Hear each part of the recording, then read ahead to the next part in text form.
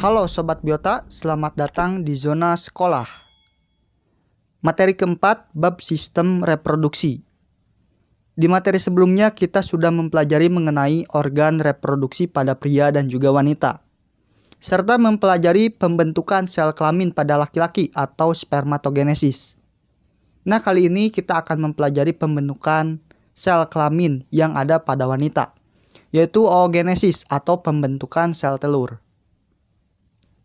Masih ingat dengan spermatogenesis? Spermatogenesis terjadi di pria, tepatnya di tubulus seminiferus yang ada di dalam testis ya.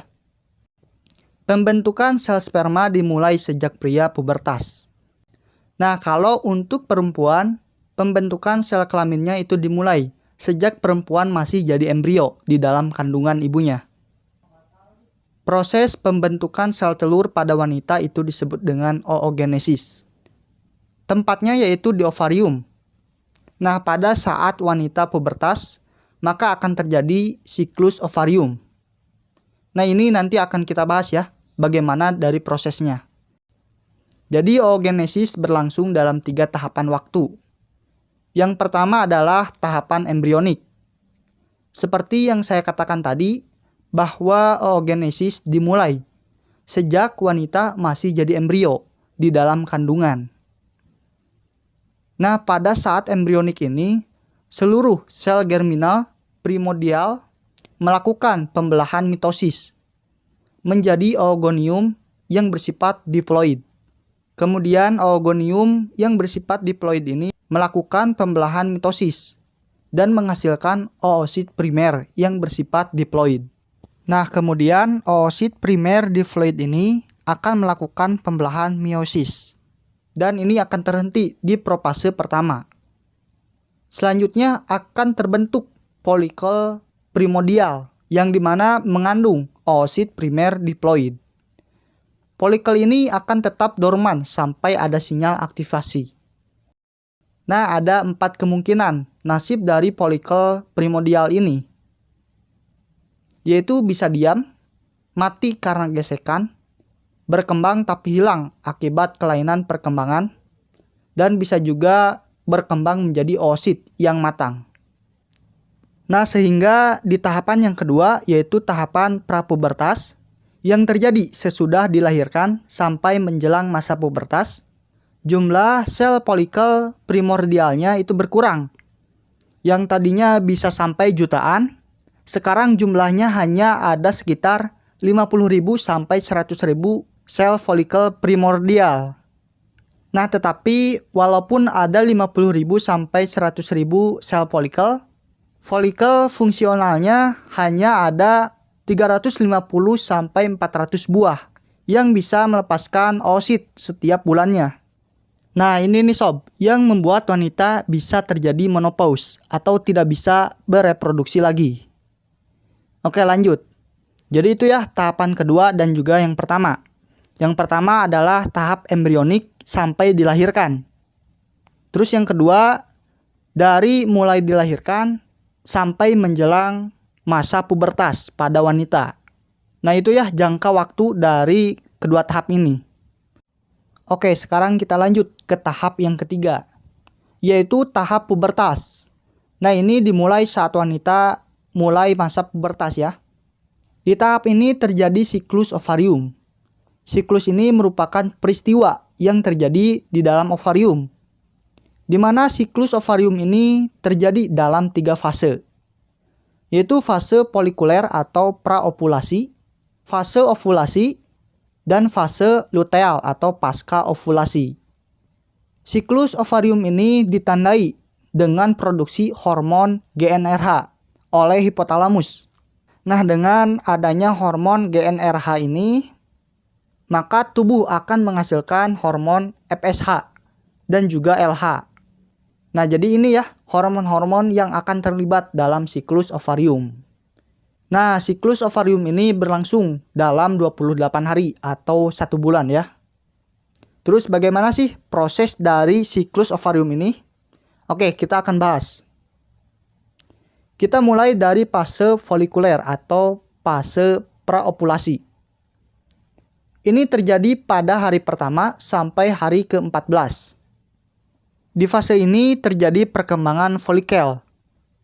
Nah, tadi kan di tahap kedua oogenesis, kita sudah menghasilkan folikel primordial yang tersusun atas sel pregranulosa dan oosit primer yang bersifat diploid.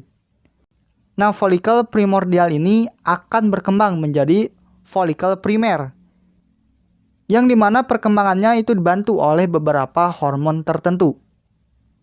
Sekarang bisa dilihat ya perubahannya, di mana komponennya masih terdapat oosit primer, tetapi pragranulosanya berkembang menjadi granulosa. Selain itu juga terdapat struktur tambahan, yaitu sel TK. Nah, kemudian karena adanya hormon FSH, ini akan menstimulasi folikel primer untuk berkembang menjadi folikel sekunder tahap awal. Perkembangannya ditandai dengan sel granulosa yang berkembang menjadi beberapa lapis.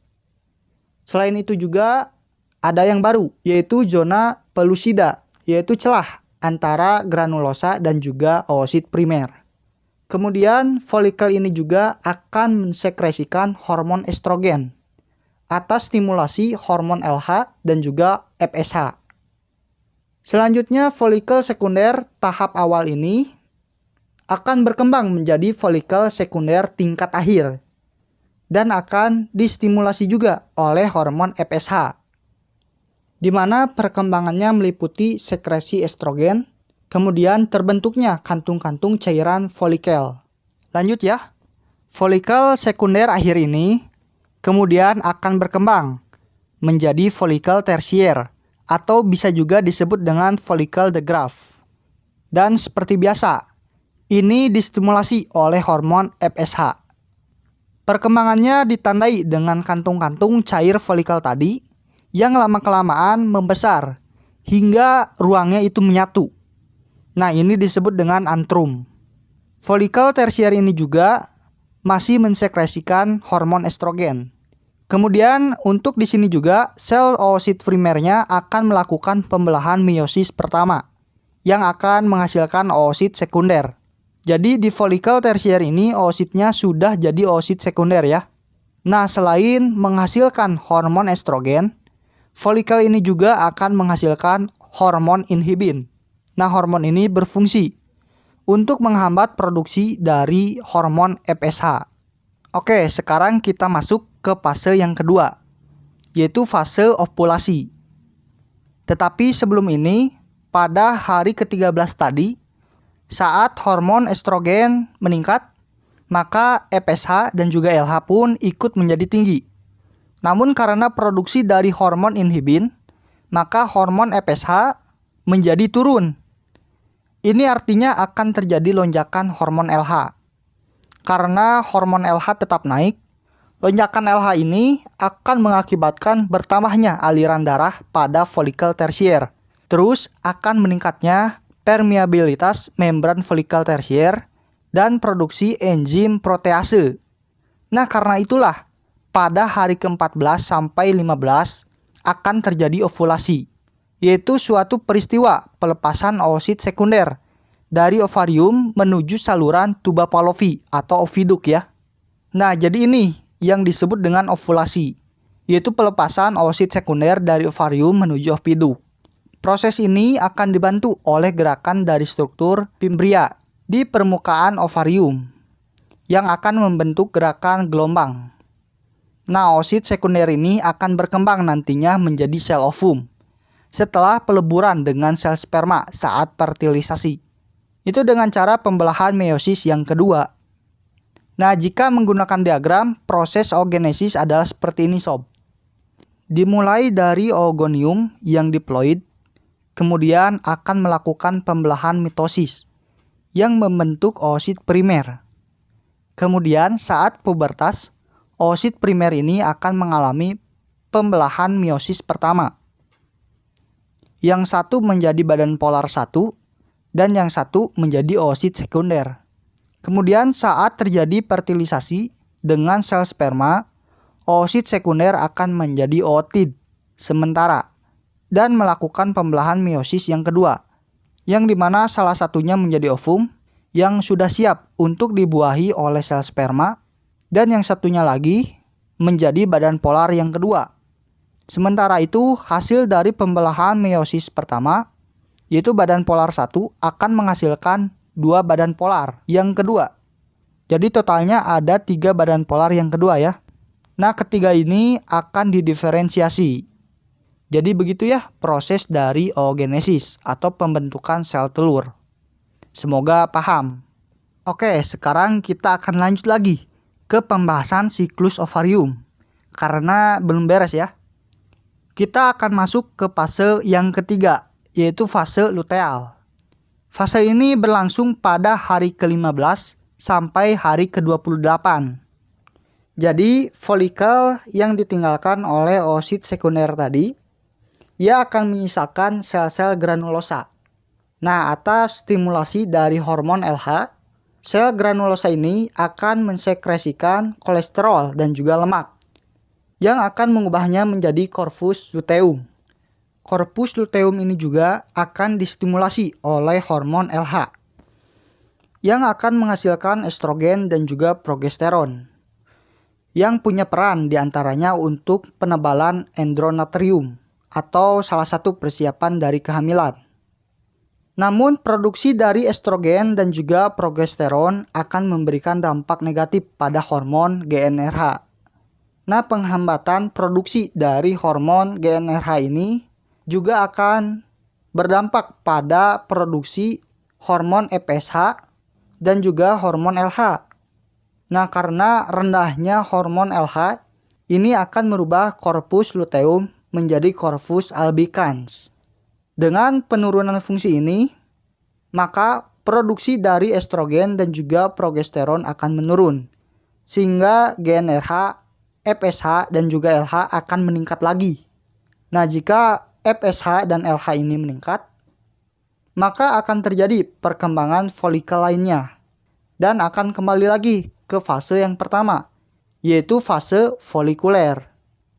Nah, jadi itu ya proses dari oogenesis dan juga siklus dari ovarium, di mana proses oogenesis itu dimulai saat wanita masih embrio, yang tempatnya pada ovarium. Oogenesis terdiri dari 3 tahapan, yaitu embrionik, prapubertas, dan pubertas. Saat pubertas terjadi siklus ovarium yang terdiri dari fase folikuler, ovulasi, dan luteal. Ini berlangsung selama 1 bulan atau tepatnya 28 hari. Nah, dari materi ini kita bisa simpulkan perbedaan antara oogenesis dan juga spermatogenesis. Tapi sebelum itu, for your information sob, channel ini memiliki bab konten diantaranya zona sekolah, zona binatang, zona akuatik, zona tumbuhan, zona biobisnis, zona peliharaan, zona biotraveling. Channel ini dalam tahap pengembangan, maka akan sangat berharga bagi kami jika Sobat Biota semua membantu channel ini untuk berkembang, minimal dengan cara mensubscribe channel ini. Jadi, please for subscribe now. Di sini kita bisa lihat perbedaan antara oogenesis dan juga spermatogenesis. Yaitu yang pertama, dari tempat terjadinya. Spermatogenesis terjadi di tubulus seminiferus yang ada di dalam testis pada pria. Sementara oogenesis terjadi di ovarium pada wanita. Terus dilihat dari hasilnya. Spermatogenesis itu menghasilkan ratusan juta sel setiap harinya. Sementara oogenesis menghasilkan 1 sel setiap 28 hari. Dan bergantian antara ovarium kiri dengan yang kanan. Terus tahap berlangsungnya spermatogenesis itu dimulai saat pubertas. Sementara itu oogenesis terjadi sejak dari embrio dan terdiri dari 3 tahapan, yaitu embrionik, prapubertas, dan juga pubertas. Dan yang terakhir dilihat dari batas pembentukannya. Spermatogenesis tanpa batas pembuatan, sedangkan oogenesis hanya sekitar 350 sampai 400 kali pembuatan, yang dimana sekitar 33 tahun setelah mengalami pubertas. Nah, mungkin hanya itu yang bisa saya sampaikan di materi keempat bab sistem reproduksi ini. Semoga apa yang saya sampaikan bisa berfungsi dan hidup buat Sobat Biota semua. Jangan lupa tonton dan pelajari materi selanjutnya serta video pembelajaran lainnya. Jadi see you next video sob.